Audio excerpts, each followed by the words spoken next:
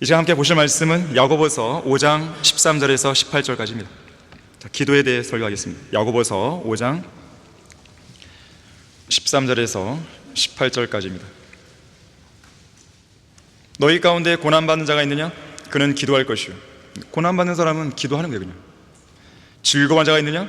그는 시로 노래할지니라. 얼마나 단순한 명령이. 고난이 있으면 기도하시면 되는 거고, 즐겁다 그러면 찬양하시면 되는 거예요.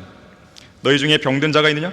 그는 교회의 장로들을 청할 것이요, 장로들은 주의 이름으로 그에게 기름을 붓고 그를 위하여 기도할지니라. 믿음의 기도는 병든 자를 구원하리니 주께서 그를 일으키시리라. 그가 죄들을 범했어도 그것들을 용서해 주시리라. 그러므로 너희는 서로 잘못들을 자백하고 치유를 위하여 서로 기도하라.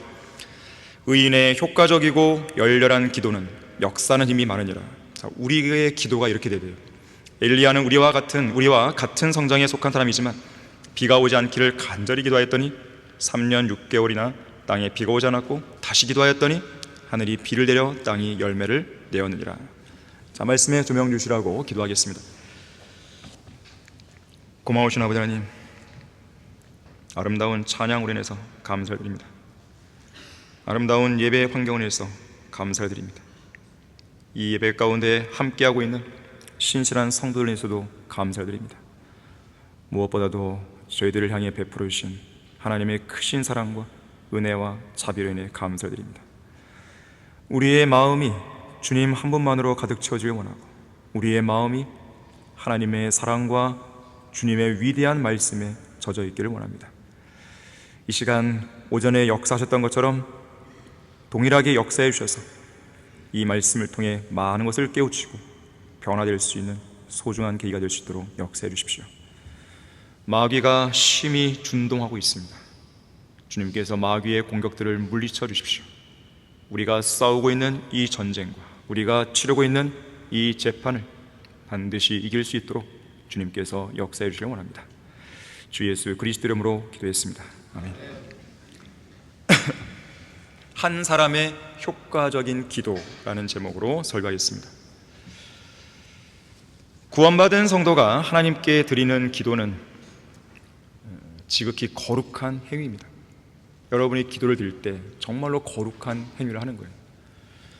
옷을 만드는 것이 제단사의 일이고 구두를 수선하는 것이 구두 수선공의 일이듯이, 기도하는 것은 거듭난 그리스도인이 마땅히 해야 할 거룩한 의무입니다.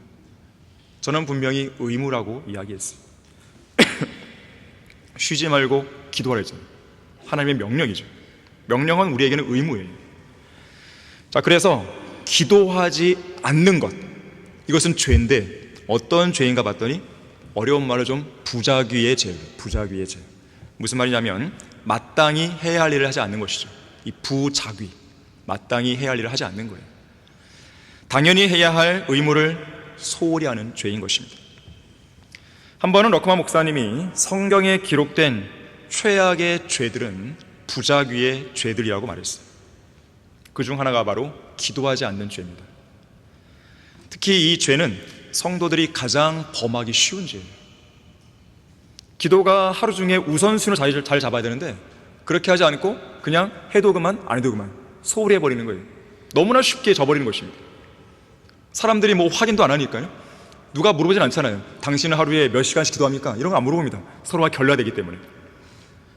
그렇기 때문에 누가 나를 확인 안 하겠지, 너무 편하게 그냥 안 해버리는 거예요.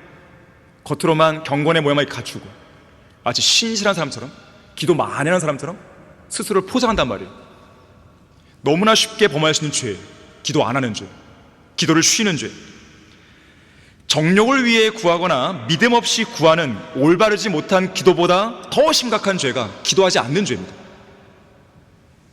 선지자요 재판관이었던 사무엘, 백성들을 향해 이렇게 결심을 표명하죠. 결단코 너희를 위하여 기도하기를 그침으로 죽게 대하여 죄를 범하지 않겠다 그랬어요. 기도하지 않는 죄에 대해 여러분 심각하게 생각하셔야 돼요. 미국의 한 설교자가 말합니다. 당신과 나의 가장 큰 죄는 하나님께 기도하지 않는 죄다. 내가 실패하는 가장 큰 이유가 무엇인지 아는가? 기도하지 않기 때문이다. 우리 주변의 혼들이 여전히 구원받지 못한 주된 이유가 뭔지 아는가? 그들을 위한 우리의 기도가 부족하기 때문이다. 나의 망설임과 지혜 없음과 하나님의 인도를 받지 못하는 것, 모두 다 기도가 부족하기 때문이다. 기도하지 않은 죄에서 나온 결과다. 오 끔찍한 죄인, 기도하지 않는 죄여 그랬어요. 여러분은 담배도 안 피고 술도 안 마시고 노래방이나 게임방, 댄스홀, 클럽, 콘서트 등에도 가지 않는 사람일 수 있습니다. 당연히 그렇겠죠. 그리스도인들이 이런 데 가겠습니까? 세상 드라마나 영화, 음악 등과는 아예 담을 쌓은 그런 사람일 수 있습니다. 매주 교회에 출석하고 헌금과 11조도 꼬박꼬박 내고 심지어 구령하는 팀에 소속되어 토요일마다 빠짐없이 구령하는 사람일 수 있습니다. 하지만 그렇게 하면서도 기도를 안 하고 있다면 하나님께 큰 죄를 짓고 있는 거예요. 그런 사람은 이제라도 주님, 제가 기도를 소홀히 했습니다. 제가 기도하지 않았습니다. 이 죄를 자백해야 돼요. 그리고 다시 기도의 무릎을 꿇음으로써 위대하신 하나님과 동행하는 삶을 살아야 됩니다. 저는 지금 이제 이 하반기로 오면서 여러분에게 기도에 관한 설교를 오늘까지 3번째예요. 혹시 눈치를 채고 있는지 모르겠는데요, 처음에는 예수 그리스도 이름으로 기도하는 것에 대해서, 지난주에는 뭐 했습니까? 국가를 위한 기도, 그리고 오늘 이 기도에 대한 이야기를 하는 것이에요. 제가 지금 좀 의도하는 게 좀 있습니다. 일부러 그러고 있어요. 눈치를 못했으면 더 다행이고요. 자, 거듭난 그리스도인은 그 누구라도 기도의 사람이 되어야 돼요. 성령 안에서 예수 그리스도 이름으로 아버지 하나님께 기도하는 것, 이것에는 하나님과 사람들을 움직이게 하는 가장 강력한 힘이 있다는 이 사실을 믿는 기도의 사람이 되어야 됩니다. 중국 선교사 허드슨 테일러도 종종 확신에 차서 말했어요. 사람을 움직이는 일은 오직 기도함으로써 하나님을 통해서만 할 수 있다 그랬어요. 하나님의 사역이 가장 어려운 일이거든요, 이 세상에서 할 수 있는 일 중에서. 왜냐하면 첫 번째는 사람을 다루는 일이에요. 여러분, 사람을 다루는 일이 가장 어렵습니다. 하지만 세상에서 하는 사람을 다루는 일은 어떻습니까? 뭐 내 마음대로 막 할 수 있단 말이에요. 하지만 하나님의 일 가운데서는 그것을 마음대로 할 수 있는 게 아니에요.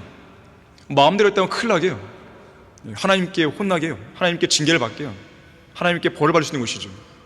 이거는 간단한 문제가 아니거든요. 그런데 방법이 있는 거죠. 사람의 마음을 움직이는 무기가 있는 거예요. 그래서 기도입니다. 제가 어떤 사람들은 이렇게 조언을 하고 권면을 해도 정말로 고집스럽게 이것을 거부하는 사람들이 있어요. 또 잘 안 되기도 하고. 그래서 저는 딱 한 가지밖에 없는 거예요. 기도밖에 없다. 기도가 가장 중요하다. 기도를 통해 사람들을 움직이는 것, 이것만이 최선의 해결책이라는 걸 알게 됐어요. 여러분은 과연 기도의 사람입니까? 여러분이 하나님께 드리는 그 기도가 효과적인 기도입니까? 무작정 기도할 생각만 하지 마시고요, 기도를 하시되 내가 지금 드리는 이 기도가 효과가 있냐 이거예요. 지금 역사하는 힘이 많은 그런 강력한 기도입니까? 16세기 종교개혁의 불길이 전 유럽으로 확산되어 나갈 무렵에 기도하는 한 사람이 기도하지 않는 한 민족보다 강하다라고 말한 설교자가 있었습니다. 기도하는 한 사람이 기도하지 않는 한 민족보다 강하다고 그랬어요. 그가 바로 스코틀랜드의 청교도 설교자 존 낙스입니다. 프로테스탄트들에 대한 박해가 극심했던 당시에 존 낙스는 피를 토하는 심정으로 이렇게 기도합니다. 하나님, 스코틀랜드를 저에게 주십시오. 아니면 제게 죽음을 주십시오. 또한 그는 카톨릭 교도인 스코틀랜드의 메리 여왕 앞에서 다음과 같이 담대하게 선포했습니다. 로마 카톨릭은 창녀교회다. 교리든 관습이든 온갖 영적인 간음과 음행으로 더럽혀져 있다. 만약 회개하지 않으면 교황도 왕도 심판을 면치 못할 것이다. 그 결과 존 낙스는 메리 여왕의 손에 감옥에 갇히게 됩니다. 특히 존 낙스가 기도하던 그 방의 창문으로 자기를 감옥에 가둔 메리 여왕의 궁전이 보였는데요, 존 낙스는 항상 그 궁전을 바라보며 계속 기도했다고 해요. 얼마 후 메리 여왕은 난소암이라는 죽을 병에 걸리게 됩니다. 결국 그녀는 존 낙스를 감옥에서 풀어주면서 이렇게 말했다고 해요. 영국의 100만 명의 군사보다 존 낙스 한 사람의 기도가 더 무섭도다. 기도는 껍데기만 번지르르한 속빈 강정같이 되면 안 됩니다. 그런 기도는 허공을 치는 공허한 울림밖에 안 되는 거예요. 기도는 호흡이라고 했습니다. 호흡. 심호흡 하듯이 깊이 있는 숙성된 기도를 하지 않으면 아무런 감흥도 없고 능력도 나타나지 않는 거예요. 그러한 기도는 경건의 모양만 갖추었을 뿐 어떠한 경건의 능력도 발휘하지 못합니다. 언젠가 잠깐 말씀드린 적이 있었던 것 같은데요, 여러분 기도할 때 무작정 그냥 기도한다고 무작정 여러분의 피로들을 막 아뢰느라고 그렇게 하지 마세요. 기도는 인내의 기다림이 필요한 것인데 응답될 때까지 기다리는 것도 필요하지만 하나님과의 그 기도의 관계가 잘 형성될 때까지 기다림이 필요한 겁니다. 그러기 위해서는 잠시 여러분이 기도하기 전에 묵상할 필요가 있어요. 하나님이 어떤 분이신지. 여러분이 성경에 기록된 하나님을 알고 있잖아요. 하나님이 어떤 분인지 모르겠다 그러면 성경을 봐야 됩니다. 성경에서 하나님이 어떤 분인지 확인하는 거예요. 그걸 확인했다면 그러한 확인된 하나님을 내가 기도하기 전에 무릎 꿇고 눈 감을 때 묵상하는 거예요. 그 순간 묵상할 때 어떤 방해가 있다, 마귀가 막 잡생각 넣잖아요. 그렇다면 여러분이 소리를 내서 하나님이 이러이러한 분야인 것을 말하는 거예요. 전능하신 하나님. 여기는 엄청난 것이 농축되어 있는 거예요. 이 말 자체에는 전능하신 하나님. 여러분이 누구한테 기도하는 거예요? 불가능한 것이 없으신 분께 기도하잖아요. 자, 그걸 여러분이 진지하게 인식하란 말이에요. 그런 인식이 여러분 안에 가득 채워졌을 때에 그때 기도를 시작하는 거예요. 제대로 된 기도를. 그렇지 않으면 여러분은 그냥 형식적으로 여러분이 갖고 있는 기도 제목들을 그냥 아뢰느라고 시간만 낭비하는 거예요. 종교적으로 여러분들이 오늘 1시간 채웠다 이 마음에 그냥 편안하게 돼버린 거죠. 그거는 하나님께서 아무런 기도에 응답 안 하시는 거예요. 하나님이 어떤 분인지를 여러분이 인식해야 돼요. 여러분의 기도 제목들을 막 아뢰는 게 급한 게 아니고 단 30분을 하더라도 단 10분을 하더라도 그 기도 제목을 아뢰는 것보다도 하나님과 내가 지금 함께 했다는 것 그 자체가 더 소중한 거예요. 그 인식이 필요하다는 겁니다. 우리는 수요 기도에 기도 제목이 있어요. 내가 처음부터 끝까지 주르륵 해서 오늘 다 아뢰네 이걸로 만족하라는 게 아니에요. 거기에서 단 하나의 기도 제목을 아랬다 하더라도 여러분이 주님과 함께하고 있다는 것, 이게 필요한 겁니다. 그 인식이 필요한 거예요. 그것이 되었을 때 여러분은 기도의 사람이 될 수 있는 그 입문에 들어갈 수 있는 것이죠. 불필요한 거품들로 기도가 포장되어 있으면 기도는 무미건조해집니다. 오늘 본문 16절에서는 의인의 효과적이고 열렬한 기도는 역사하는 힘이 많다고 그랬어요. 오늘 이 시간에 여러분은 자신의 기도가 정말 효과가 있는 기도인지 역사하는 힘이 많은 기도인지 면밀하게 돌아보셔야 돼요. 17세기 영국의 주교였던 조셉 홀은 이렇게 말했습니다. 강력한 부르짖음과 강렬한 소망이야말로 우리의 기도를 구름을 뚫고 하늘로 올려보내는 힘이다 그랬습니다. 우리가 드리는 기도는 수학적으로 그 양이 얼마나 되는가, 수사학적인 측면에서 말을 얼마나 유창하게 했는가, 기하학적인 측면에서 그 길이가 얼마나 되는가, 음악적으로 기도하는 목소리가 얼마나 아름다운가, 논리적으로 그 기도 내용이 얼마나 적합한가, 방법적인 면에서 얼마나 기도가 질서정연한 내용인가, 교리적으로 얼마나 신학에 적합한지 이런 것과는 관계가 없다 그랬어요. 하나님께서는 그런 기도에 관심 없어요. 오직 열렬하게 드리는 그 기도야말로 아주 효과가 있는 기도라고 말했던 것이에요. 자, 하나님께 드리는 나의 기도가 효과적인 기도가 되려면 세 가지를 말합니다. 첫 번째, 15절에 나오지만 믿음의 기도예요.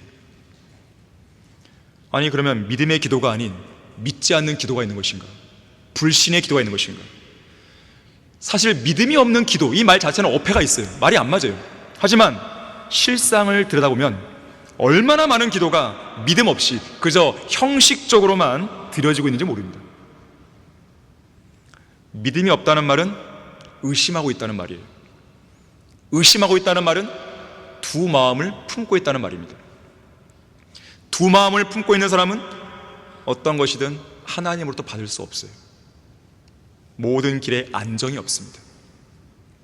이것이 바로 염려와 근심으로 가득 찬 사람들의 특징이에요. 그러나 생각해 보세요.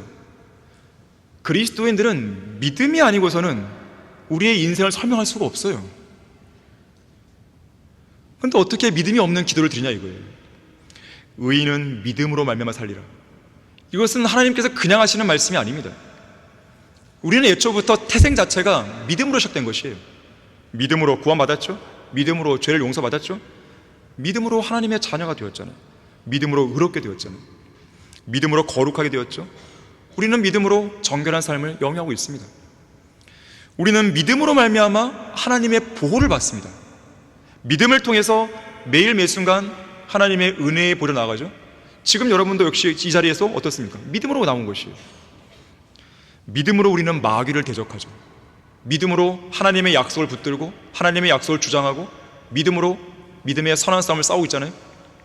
믿음으로 염려와 근심을 몰아내죠. 믿음 안에서 우리는 기쁨과 평안과 확신을 갖습니다. 여러분, 기쁨이나 평안은 그냥 가만히 있다고 해서 주어지는 게 아니에요. 내 감정에 그냥 가만히 있으면 어떤 감정이 복받쳐 올라오는 그런 감정이 나오는 게 아닙니다. 여러분이 말씀을 믿어보세요. 기쁨이 생깁니다. 말씀을 내가 믿는 순간 평안이 오는 것이에요. 그것이 그리스도인의 삶이에요. 그리스도인의 삶은 감정에서 시작되는 게 아니라 믿음에서 시작되는 겁니다. 올바른 믿음이 있을 때 올바른 감정이 나오는 거예요. 그걸 바꾸시면 안 돼요, 절대로. 자, 여러분의 기도가 효과적이고 역사하는 힘이 많은 기도가 되려면 기도에 관한 하나님의 약속의 말씀을 정말로 믿어야 돼요. 저는 요즘에 1년의 이런 재판 과정들을 겪으면서 하나님께 더 간절히 제가 부르짖고 있는 것인데, 때로는 하나님께 하소연하기도 하고 때로는 하나님께 이렇게 하시면 안 되겠습니까? 왜 하나님은 계속 기다려주시는 것입니까? 왜 하나님은 지금 당장 저 무도한 자들을 정말 상식적으로 봐도 이건 말이 안 되는 짓을 벌이고 있는 것인데 왜 가만 안 두시는 것입니까? 라고 했을 때 정말 하나님께서 저에게 기도가 끝나고 말씀을 제가 읽을 때 바로바로 그런 말씀을 보여주시는 거예요. 왜 기다리고 있는지, 왜 지금 당장 아닌지. 그래서 제가 요즘에 하는 일이 뭐냐면 성경을 읽으면서 그날 내가 기도한 것에 대한 응답으로 하나님 주신 말씀에 대해 그 날짜를 제가 적어놓은 날짜를 거기다가 성경에다 적어놓고 있어요. 구구절절 하나님께서 이것 때문이야, 저것 때문이야, 이것 때문에 저것 때문이야 말씀해 주시는 것이죠. 약속의 말씀을 정말 믿으셔야 돼요. 기도에 경청하시고 응답하시는 하나님을 있는 그대로 믿으십시오. 캐나다 출신의 중국 선교사 조나단 고포드는 항상 진지하고 구체적으로 하나님께 기도를 드린 다음에 이렇게 외쳤습니다. 하나님께서 내 기도에 응답하셨다는 것을 알았다. 하나님께서 문을 열어주실 것이라는 분명한 확신을 받았다 그랬어요. 그런 확신이 들 때까지 여러분들은 믿음의 기도를 해야 됩니다. 왜 확신이 안 생기는가? 믿지 않기 때문에 그런 거죠. 북아일랜드 출신으로 55년 동안 인도에서 선교사로 사역했던 에이미 카마이클 자매가 있습니다. 우리 응답받는 기도라는 책이 있잖아요. 그 책의 저자예요. 기도 응답과 관련해서 이렇게 말했어요. 지난 15년 동안 미납된 청구서가 단 한 장도 없었으며 어려운 사정을 누군가에게 말한 적도 없었다. 그리고 우리가 수행하는 모든 선교 사역에 부족함이 없었다. 한 번은 내가 주님께 간구할 때 실제로 어떤 일이 일어나는지 보여주시기라도 하듯 하나님께서는 25파운드의 돈을 우편을 통해 보내주기도 하셨고, 때로는 버스 정거장에 왁자지껄한 군중 속에서 어떤 사람이 불쑥 나타나 내가 꼭 필요로 했던 금액의 돈을 내 손에 쥐어주고는 자신의 신분도 밝히지 않은 채 군중 속으로 사지기도 했다. 에스더 시대에 이스라엘의 대적 하만이 모르드게를 교수대에 매달고 이스라엘 백성을 진멸시키겠다고 아주 기세등등하게 호언장담할 때만 해도 이스라엘 백성들에게는 전혀 희망이 보이지 않았습니다. 우리 잠깐 에스더 5장 14절을 보겠습니다.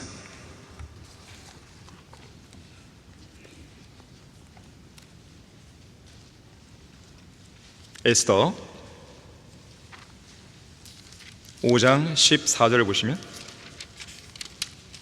5장의 맨 마지막 구절인데요, 그의 아내 세레스, 그러니까 하만의 아내죠, 세레스와 그의 모든 친구들이 그에게 말하기를 50규빗 높이로 교수대를 세우소서, 그리고 내일 왕에게 고하여 모르드케를 그 위에 매달겠다고 하고 당신은 즐겁게 왕과 함께 잔치에 가소서 하니 그 일이 하만을 즐겁게 한지라 그가 교수대를 세우게 하니라.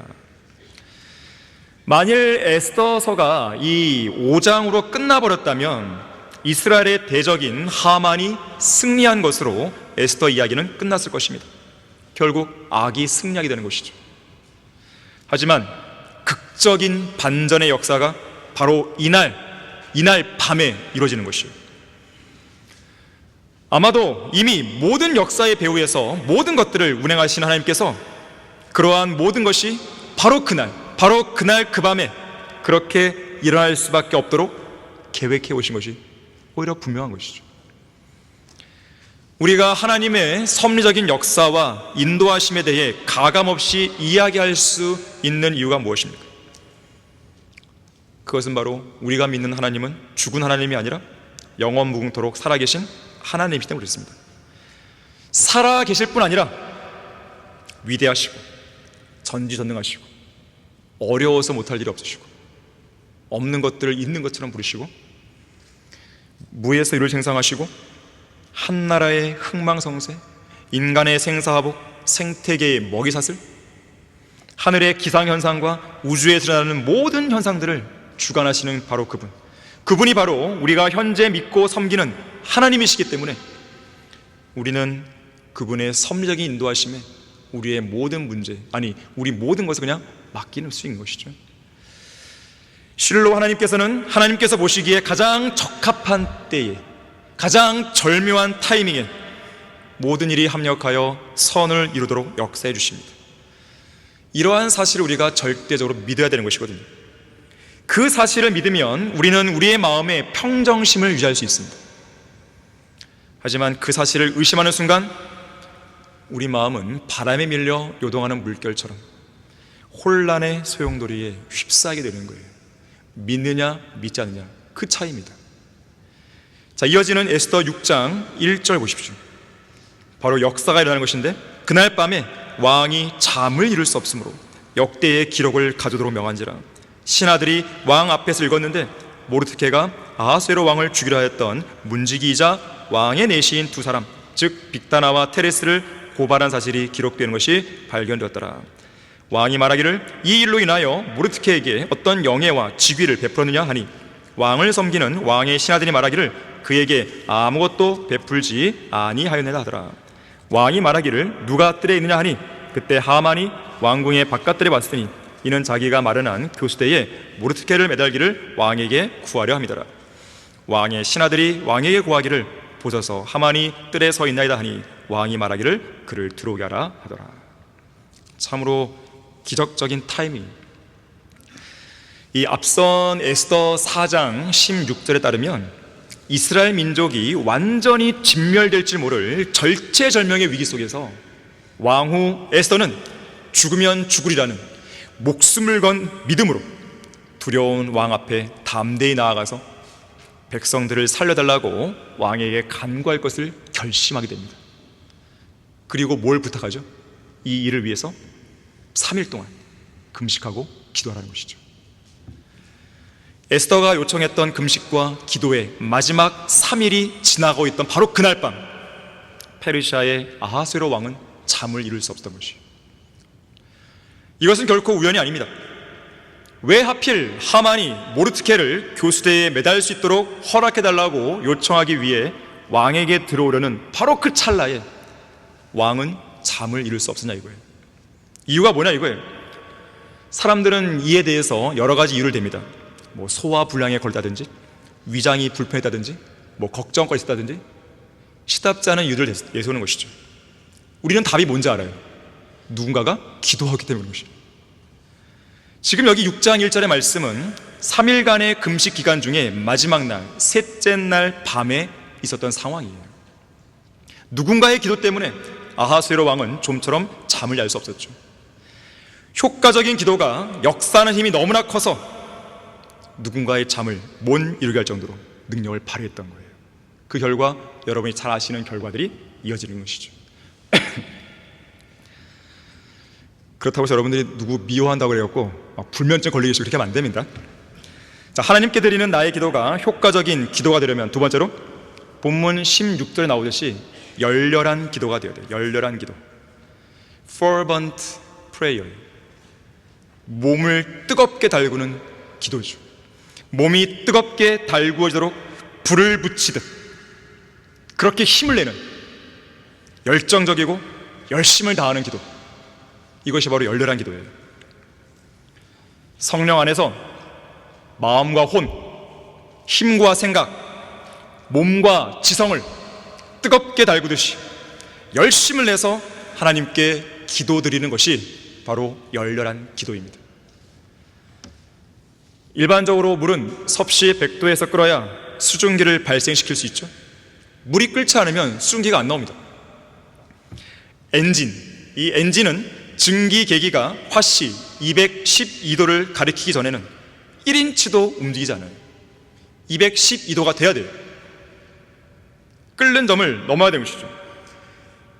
자, 그래서 열정이 없는 기도는 마치 미지근한 물로 인생이라는 거대한 기관차 엔진을 움직이려 하는 사람과 같은 거예요. 움직이겠습니까? 그게 움직이지가 않는 거죠. 1인치도 안 움직이는 것이죠. 이런 상황에서 일어날 수 있는 현상은 오직 한 가지뿐입니다. 그 거대한 기관차와 같은 인생은 단 한 발짝도 움직이지 못하고 그 자리에 그냥 멈춰 있는 거예요. 주터번이라는 사람이 말하기를, 열정은 불 속의 온기이며 모든 살아있는 존재의 숨결과 같은 거라 했어요. 열정은 숨결과 같아요. 자, 기도는 호흡이라고 그랬어요. 그렇게 본다면 열정이 없는 기도는 숨결이 고르지 못하고 숨을 거칠게 쉬다가 이내 곧 멈추고 마는 그런 호흡과도 같은 거예요. 예수님께서는 어땠습니까? 이른 아침부터 또는 밤을 지새우시면서까지 부지런히 기도에 열정과 시간을 쏘셨어요. 사도 바울은 어땠습니까? 성도들을 위해 밤낮을 가리지 않고 열심히 기도했습니다. 바울의 신실한 동역자 에파프라는 어땠습니까? 골로새 교회의 성도들을 위해서 열렬히 기도했다고 했어요. 여러분들은 이 교회를 위해 열렬히 기도하셔야 돼요. 이 교회의 사역을 위해서 열렬히 기도하셔야 돼요. 옆에 있는 지체들을 위해서 열렬히 기도하셔야 됩니다. 특히나 질병으로 어려움 당하고 있는 지체들을 위해서 열렬히 기도하셔야 됩니다. 여러분들의 열렬한 기도가 질병에 걸린 어떤 지체들을 낫게 할 수 있는 것이죠. 미국 인디언들을 위해 선교했던 데이비드 브레이너드는 이렇게 말했어요. 나는 죄인들의 구원과 성도들을 위해서 기도로 분투했다. 아침에도 했고 낮에도 30분, 또 날이 저물 때까지 기도로 분투했는데 온몸이 땀으로 젖어버렸다. 열렬한 기도가 바로 이런 것이죠. 운동을 열심히 하면 땀이 나오잖아요. 마찬가지, 열렬히 기도했을 때 땀으로 젖어야 되는 것이죠. 데이비드 스토너라는 사람은 언제나 기도 가운데 절박한 마음을 가지고 다가서려 했어요. 공부하고 책을 읽고 말을 잘하고 설교가 훌륭해도 기도가 없으면 아무것도 아니다 그랬어요.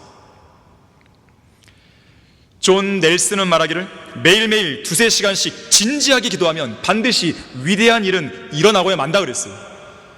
한번 도전을 드리는 거예요. 시험해 보십시오. 내가 열렬히 기도했는데 변화가 없을 수 있는 것인가? 그럼 말이 안 되는 것이에요. 한편 열렬한 기도는요, 뜨거운 참회의 눈물에서 시작됩니다. 열렬한 기도의 시작은 뜨거운 참회의 눈물에 있어요. 죄에 대한 깊은 각성과 진실한 회개에 따른 뜨거운 눈물이 마음속 깊은 곳에서부터 솟구쳐 나와서 우리의 두 뺨을 타고 흘러내릴 때 열렬한 기도가 시작될 수 있는 것입니다. 우리를 위해서 갈보리 십자가에서 다 쏟아놓으신 예수 그리스도의 그 피는 2000년의 시간이 흘러오면서 다 말라버린 것이 아니라 지금도 여전히 우리의 온 마음과 온 몸을 휘가우며 뜨겁게 흐르고 있죠. 영원한 사랑으로 우리에게 자비를 베풀어 주신 예수 그리스도의 뜨거운 피는 지금 이 시간도 우리의 더러운 죄들을 씻어내시는 거예요. 그 그 피가, 그 거룩한 피가, 차갑게 식지 않고 뜨겁게 흐르고 있는 그 피가 우리의 가증하고 추악한 죄들, 그야말로 죄의 유혹 앞에 한없이 나약하고 구제불능인 우리의 더러운 죄들을 완전히 제거하고 씻어주었다는 이 사실을 여러분이 깊이 있게 통감하는 순간 우리의 눈에서는 하염없이 뜨거운 눈물만이 흘러내리게 되는 것이죠. 만약 어떤 성도가 하나님 앞에서 가증하고 추악하고 더러운 죄를 지었으면서도 또한 그 죄로 인해 자신 안에 있는 성령 하나님을 무척 슬프시게 해드렸으면서도 그 죄에 대해 진정한 참회의 눈물을 흘리지 않고 있다면 그 사람은 진정한 그리스도인이 될 수 없어요. 당연히 열렬한 기도는 할 수가 없는 것이에요. 아일랜드 속담에는 이런 게 있어요. 흐르는 눈물은 괴로운 것이지만, 여러분, 눈물 흘리면 그게 기쁨의 눈물도 있지만 대부분은 슬퍼서도 흘리는 거 아니겠어요? 그건 괴로운 거예요. 그런데 더 괴로운 것은 흐르지 않는 눈물이라고 했어요. 마땅히 눈물을 흘리면서 슬퍼할 그때에 눈물이 안 나오는 거죠. 더 괴로운 것입니다. 그만큼 양심이 화인 맞은 거죠. 그만큼 참된 눈물이 따라오지 않는 회개는 진정한 회개가 아니라는 것이에요.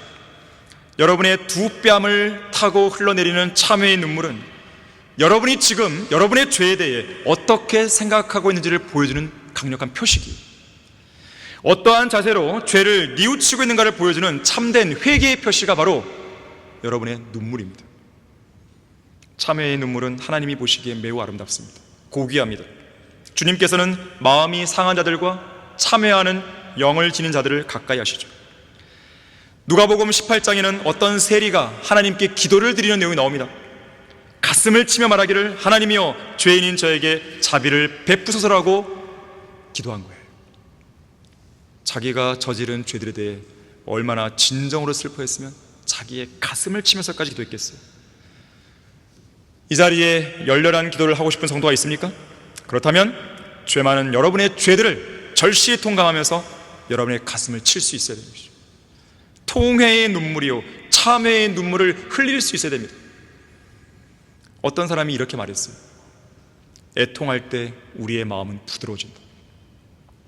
이건 단순한 카타르시스가 아니에요. 그냥 한번 울고 나니까 후련해지고 그런 것이 아닙니다.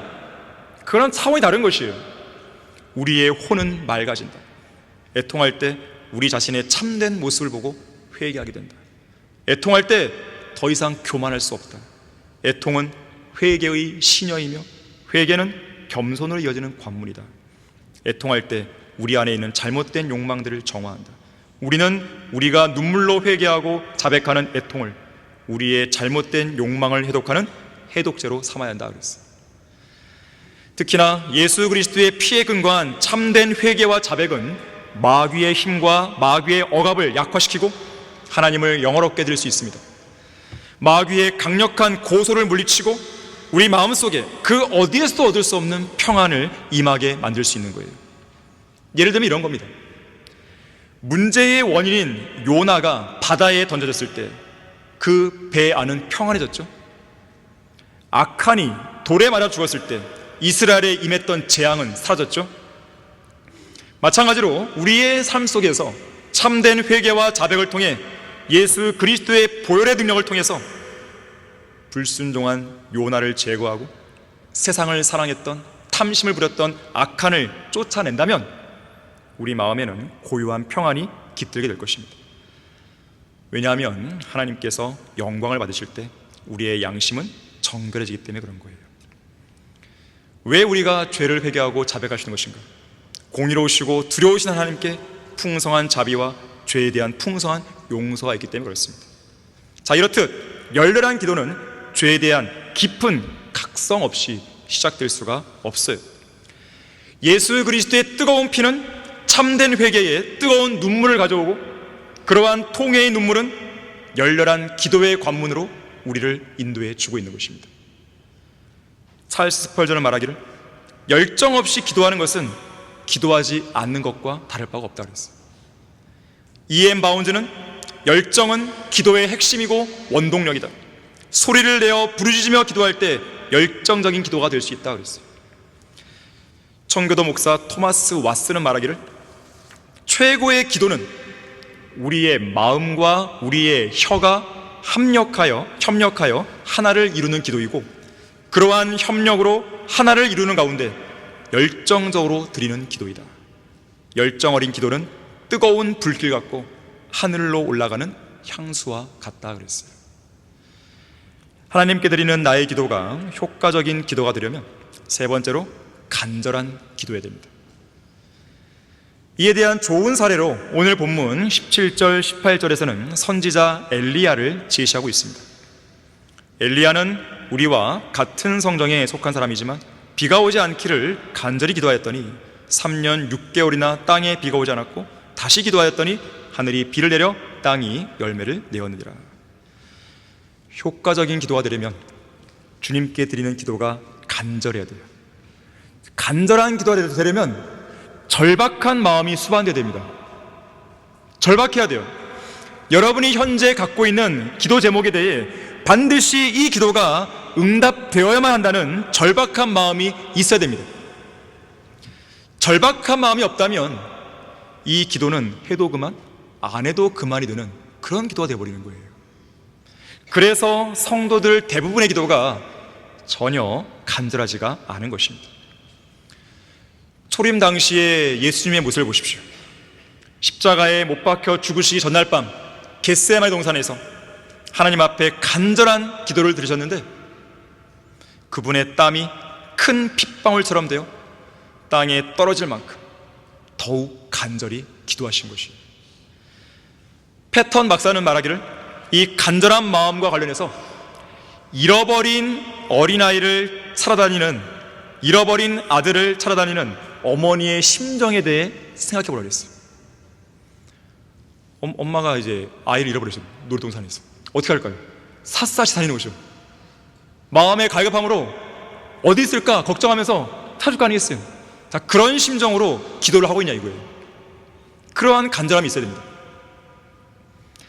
한 번은 D.L. 무디가 어떤 복음도 집회에서 구원받기를 원하는 사람들에게 이 강당 앞으로 나와 무릎을 꿇거나 여기 맨 앞좌석에 앉으라는 초청을 했습니다. 이 초청에 응해서 사람들이 앞으로 나왔어요.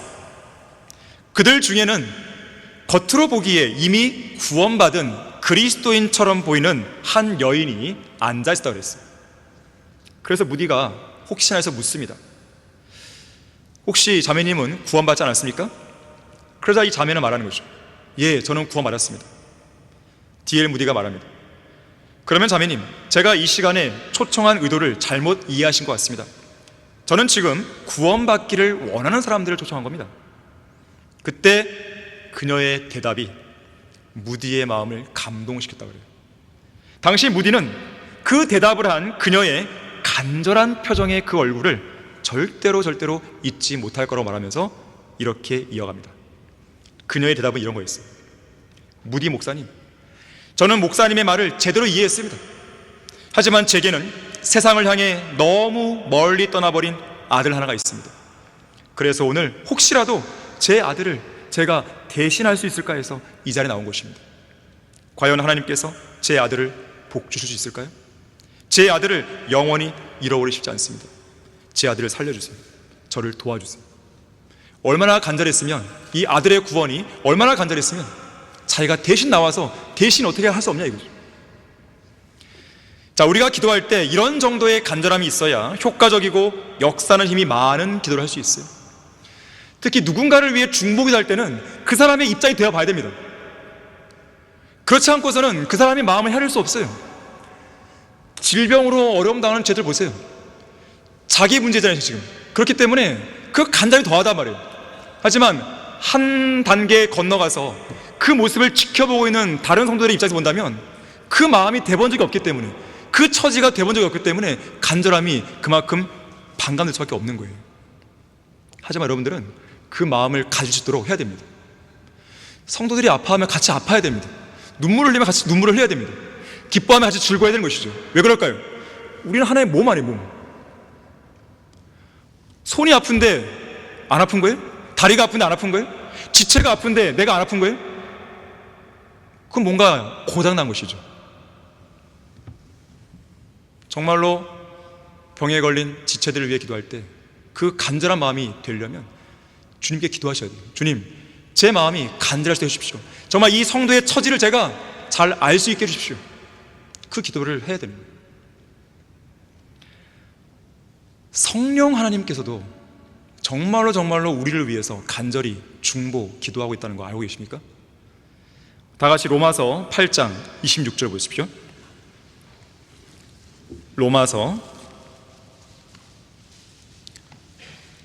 8장 26절 보시면 이와 같이 성령께서도 우리의 연약함을 도우시나니 이는 우리가 마땅히 기도해야 할 것을 알지 못하나 성령께서 친히 말할 수 없는 신음으로 우리를 위하여 중보하시기 때문이라. 내가 뭘 어떻게 기도할지 모를 때 어쩌면 성령 하나님께서는 우리보다 더 간절히 무릎 꿇고 기도할지 모르는 것이죠. 내 안에서 성령께서는 우리가 절망감과 비탄에 젖어 있어서 어떻게 기도해야 할지 모를 때, 어떻게 기도해야 할지 몰라서 하염없이 눈물만 흘러나올 때 성령 하나님은 우리 안에서 친히 말할 수 없는 신음으로 기도하고 계신 거예요. 또는 우리가 너무나 위험천만한 기도를 드리고 있을 때 우리를 위해 신음하며 중보하시고 우리의 기도를 때로는 바로잡아 주기도 하시는 것이죠.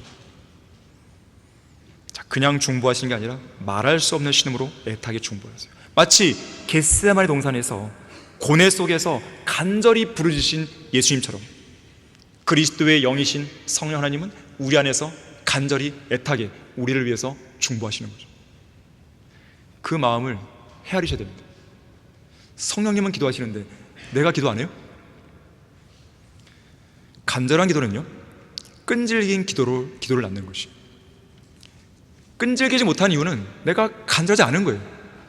해도 그만 안 해도 그만. 이게 문제죠.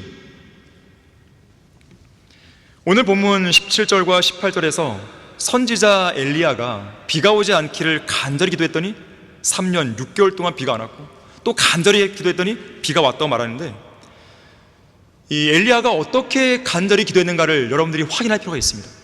자, 열왕기상 18장 보겠습니다.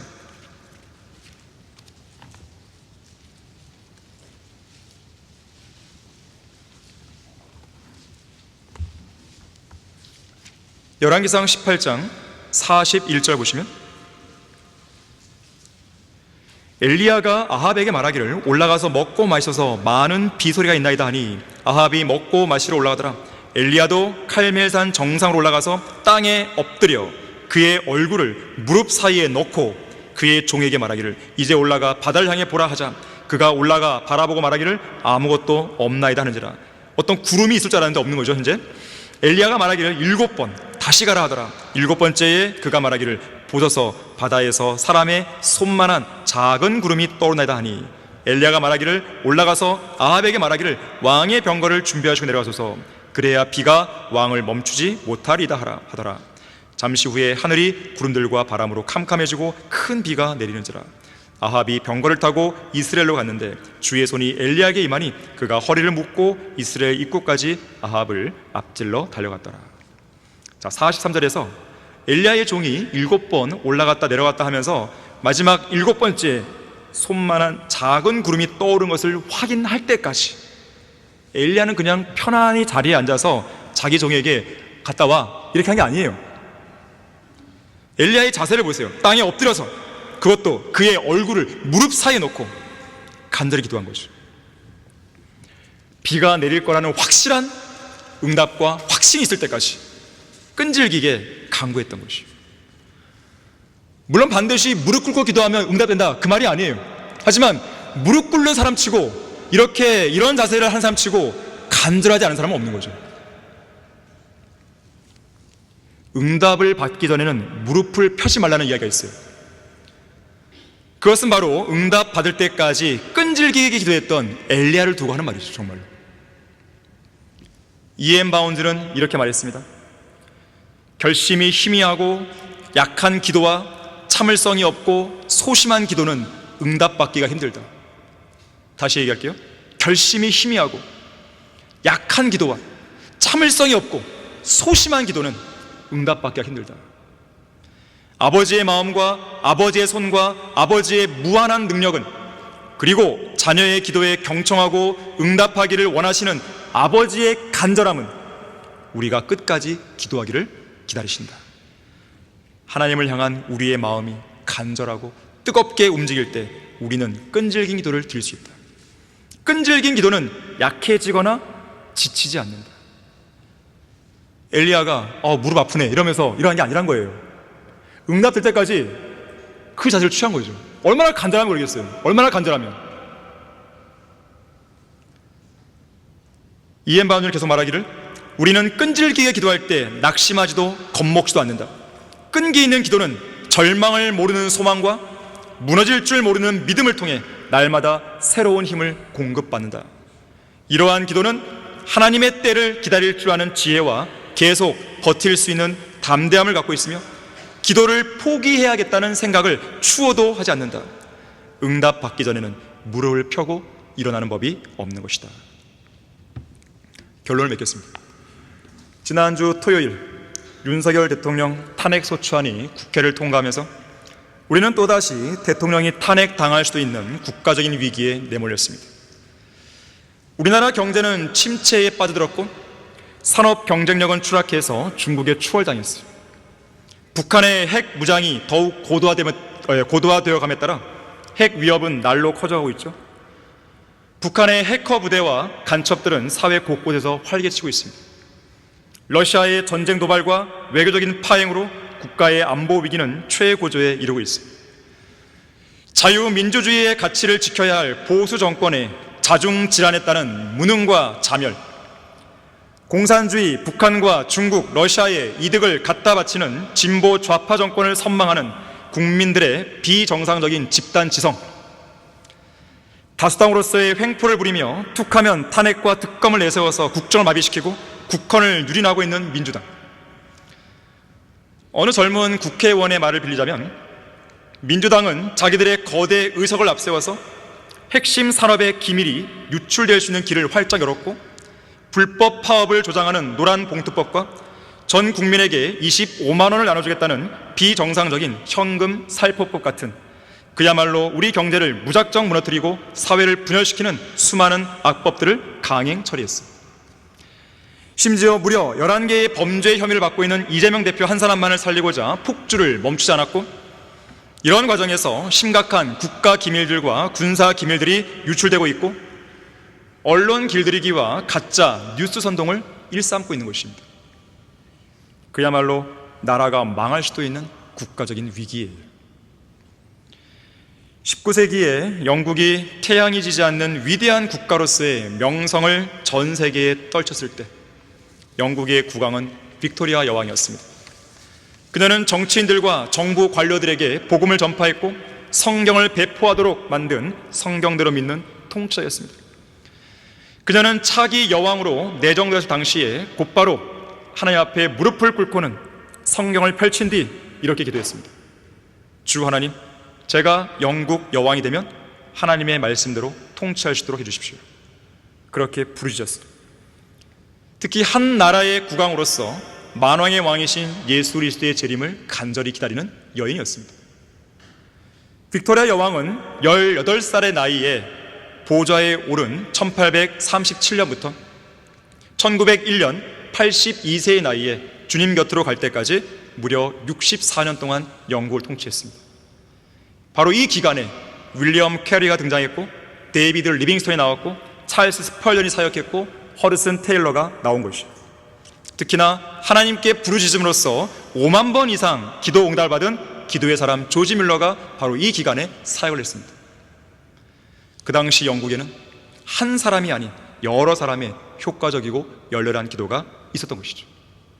그 기도의 역사하는 힘은 너무나 크고 많아서 영국이라는 이 나라를 당대 최고의 나라로 우뚝 서게 해줬던 것이에요.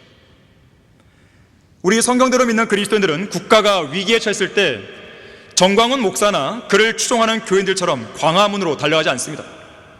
그곳에서 예배를 드린답시고 헌금을 내지도 않고 헌금을 걷지도 않습니다. 그렇다고 우리는 촛불을 들지도 않습니다. 국가를 대항하여 시위하는 행렬에 참여하거나 투쟁하지도 않습니다. 다만 우리는 기도하는 것이죠. 우리 편에 서 있으시고 우리와 가까이 계시는 하나님께 부르짖는 것입니다. 이러한 기도는 그 어떤 인간의 노력보다도 엄청난 힘을 발휘하는 것이죠. 기도를 통해 역사하시는 하나님의 능력을 믿어야 됩니다. 그렇게 하기 위해서는 우리의 기도가 더욱 진지해져야 돼요. 우리는 이 나라를 기도로 지켜야 됩니다. 또한 눈물 어린 기도가 서려있는 복음 전파를 통해서 지옥을 향해 가는 이 나라 국민들을 건져내야 되는 것이죠. 우리는 결코 기도의 의무를 소홀히 해서는 안 됩니다. 지난 6,000년간의 인류 역사 속에서 가장 깊은 인상을 남긴 사람들은 하나님께서 가까이 계셨던 기도의 사람들이었습니다. 기도에는 하나님과 사람들을 움직이게 하는 가장 효과적이고 가장 강력한 힘이 있다는 것을 잊지 말길 바라겠습니다. 자, 기도하겠습니다. 고마우신 아버지 하나님, 오전에 이어 오후에도 우리에게 소중한 말씀을 증거해 주셔서 감사드립니다. 우리에게는 강력한 무기가 있으니 바로 그것은 기도입니다. 기도 자체에 능력이 있는 것이 아니라 그 기도를 통해 역사하시는 하나님이 위대하시기 때문에 그렇습니다. 우리는 전지전능하신 하나님께 우리가 갖고 있는 모든 문제들을 의탁하기를 원합니다. 이 교회가 갖고 있는 어려움, 또 교회가 갖고 있는 문제들, 각 개인과 가정에 갖고 있는 문제들, 그 어떤 거라도 작든지 크든지 모든 것을 간절한 마음으로, 열렬한 마음으로 주님께 가져가기를 원합니다. 기도하는 우리 성도들을 기억해 주십시오. 경청해 주시고 그 기도에 응답해 주십시오. 하나님의 힘으로 산다는 것이 무엇인지, 기도의 응답으로 사는 것이 무엇인지, 그것을 실질적으로 경험할 수 있는 소중한 성도들 수 있도록 역사해 주십시오. 주 예수 그리스도 이름으로 기도했습니다. 아멘.